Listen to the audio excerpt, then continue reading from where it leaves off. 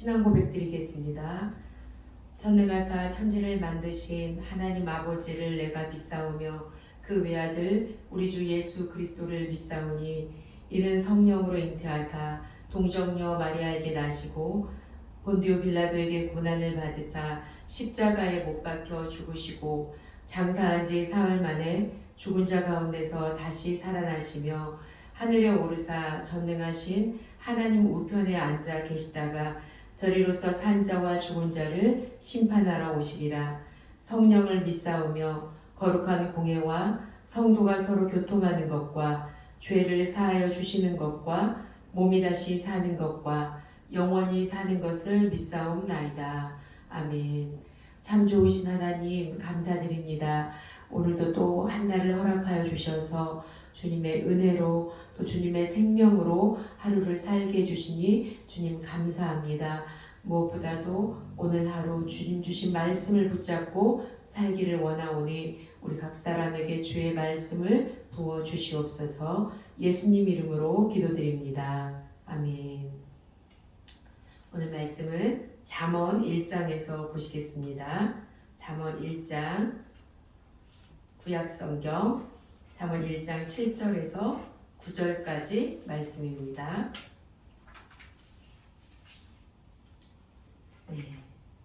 여호와를 경외하는 것이 지식의 근본이거늘 미련한 자는 지혜와 훈계를 멸시하느니라. 내 아들아, 내 아비의 훈계를 들으며 네 어미의 법을 떠나지 말라. 이는 네 머리에 아름다운 관이요 내 목에 금사슬이니라. 아멘.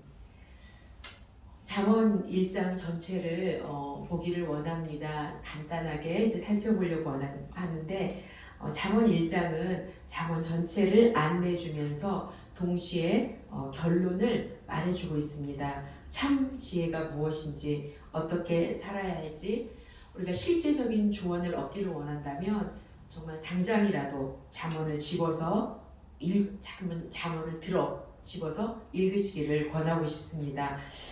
우리가 보진 않았지만 그 앞에 잠언 1장 2절에서 4절까지 말씀 제가 읽어드리겠습니다. 이는 지혜와 훈계를 알게 하며 명철의 말씀을 깨닫게 하며 지혜롭게 공의롭게 정의롭게 정직하게 행할 일에 대하여 훈계를 받게 하며 어리석은 자를 슬기롭게 하며 젊은 자에게 지식과 근신함을 주기 위한 것이니. 아멘. 잠언이 이렇다는 거예요. 이 말씀이 지혜와 훈계를 알게 하고 명철을 알게 하고 지혜롭게 해주고 공의롭고 정의롭고 정직하게 해주고 어리석은 자에게는 슬기를 주고 젊은 자에게는 참 지식과 근신함을 준다고 말씀하고 있습니다. 젊은 자는 인생에 경험이 없죠. 경험이 없는데도 어때요? 인생을 어떻게 살아가야 될지 지식과 또 깨어있는 그런 마음을 줄 수 있는 것이 바로 잠언의 말씀입니다. 여기만 읽어봐도 이 참 지혜, 하나님이 주시는 지혜, 이 지혜는 하나님께 속한 것이죠. 지혜의 근본이 하나님이시죠. 이 하나님의 지혜는 세상의 지혜와 다르다는 것을 알 수 있어요. 세상의 지혜는요, 어떤 꾀를 써서라도, 잔꾀를 쓰든 악한 꾀를 써서라도 내게 이익이 되기만 한다면 그것이 좋다, 그것이 지혜라고 생각하는데, 오늘 하나님의 말씀에 보면은 지혜는 어떤 것입니까? 공의로운 것입니다. 지혜는 정의로운 것이고 지혜는 정직한 것입니다. 그렇게 살아도 우리가 꾀를 쓰지 않고 악하게 어떤 나만의 장꾀를 꾸리지 않아도 공의롭게 살고 정의롭게 살고 정직하게 살아도 얼마든지 이 세상에서 살 수 있고 누리게 하시는 분이 하나님이시고 하나님의 지혜인 줄 믿습니다. 그러므로 잠언 1장 7절에서 중요한 말씀을 소개하고 있죠. 참 지혜, 그 시작이 무엇이냐. 1장 7절 같이 보겠습니다. 여호와를 경외하는 것이 지식의 근본이거늘 미련한 자는 지혜와 훈계를 멸시하느니라. 한마디로 지혜로운 자와 미련한 자에 대해서 말하고 있어요. 참 지혜, 지식의 근본, 지혜의 근본, 지혜의 시작이 어디에 있습니까? 하나님을 경외하는 것입니다. 하나님을 공경하는 마음으로 두렵고 떨리는 마음에서 시작하는 것, 그것이 지혜입니다. 그래서 하나님을 경외하는 사람, 참 지혜를 가진 사람의 그 모습은 어떻게 나타납니까? 하나님을 경외하기 때문에 그 모습은요, 하나님의 말씀을 듣는 것으로 나타납니다. 여러분 기억하세요? 하나님을 경외하는 것이 지식의 근본이에요. 하나님을 경외하는 것이 지혜의 근본인데 그 모습이 어떻게 나타나요? 하나님을 경외하기 때문에 하나님의 말씀을 잘 듣는 거예요. 우리가 부모님을 공경한다, 부모님을 경외한다 그러면 어떻게 합니까? 말로만 그런 것이 아니라 그 모습이 부모님의 말씀을 귀담아 듣고, 부모님의 말씀을 잘 듣고 따르는 것으로 나타나잖아요. 마찬가지입니다. 저는 하나님을 참 공경해요. 저는 하나님을 존중해요. 하나님을 경외해요 하는 사람은 그 모습이 어떻게 나타나요? 하나님의 말씀을 듣는 것으로 나타납니다. 지혜는요, 그래서 한마디로 듣는 마음이에요. 듣는 마음. 하나님의 말씀을 가볍게 여기고 적당히 여기는 것이 아니라, 잔소리로 여기는 것이 아니라 금처럼 생명처럼 소중히 듣는 마음입니다. 이게 지혜의 시작이고 지혜로운 사람의 모습이고 지혜 있는 사람입니다. 반대로 미련한 사람은 그럼 어떤 사람이에요? 오늘 보니까요, 듣지 않습니다. 미련한 자는요, 들을 줄 모릅니다. 그래서 오늘 1장 7절에 보니까 미련한 자는 지혜와 훈계를 멸시해요. 귀가 들리지 않는 장애를 가지고 있어서 들을 줄 모른다는 것이 아니라 그 의미를 깨닫지 못해서 하나님의 말씀의 소중함과 그 가치를 모르기 때문에 들을 줄을 몰라요. 그래서 어떻게 해요? 무시해버려요. 멸시하고 함부로 여겨요. 정말 안타깝죠. 그래서 하나님이 그 답답함을 어떻게 표현하고 있습니까? 그 잠언 1장 20절에서 25절까지, 20절에서 22절까지 먼저 같이 보겠습니다.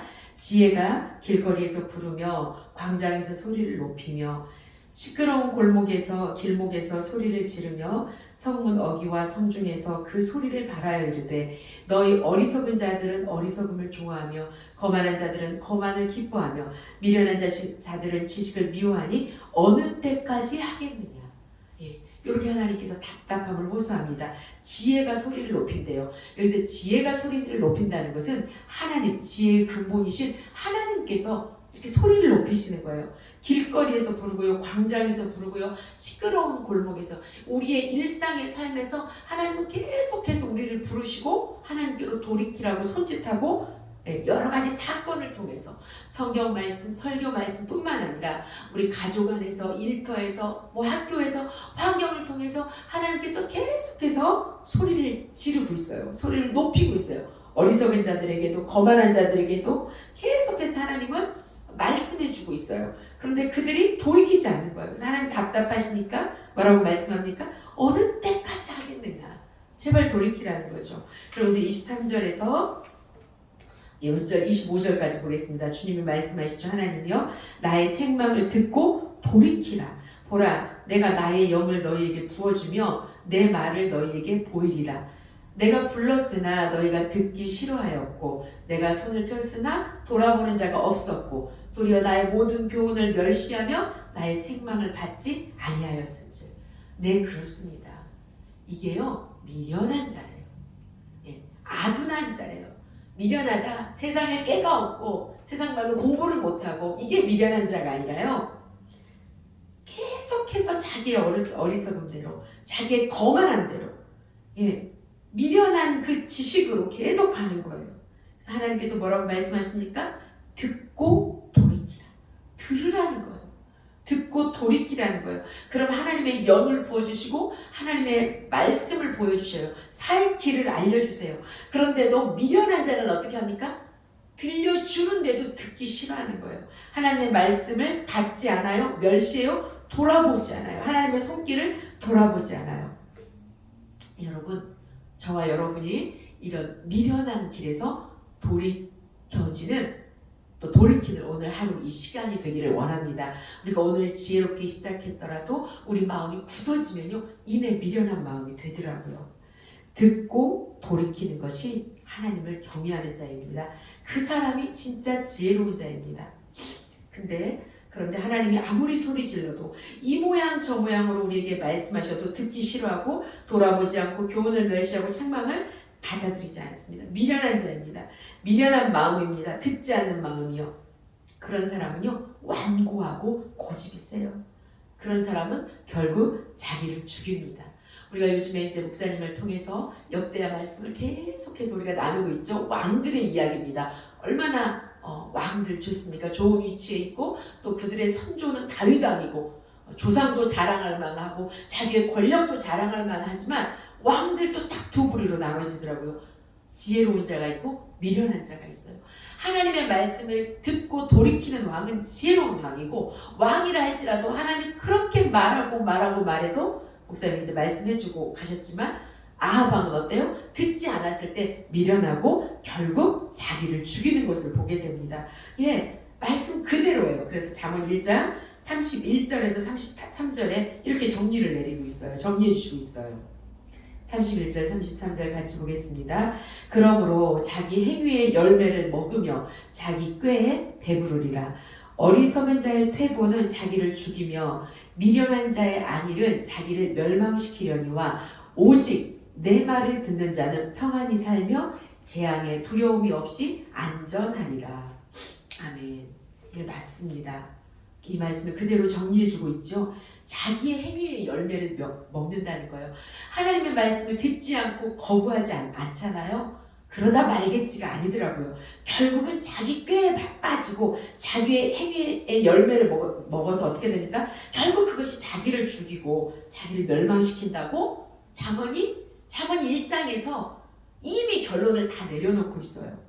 그러면서 33절에 오직 내 말을 듣는 자, 지혜의 말씀을 듣는 자, 하나님의 말씀을 듣는 자는 평안히 살며 재앙에 두려움이 없이 안전하리라. 아멘.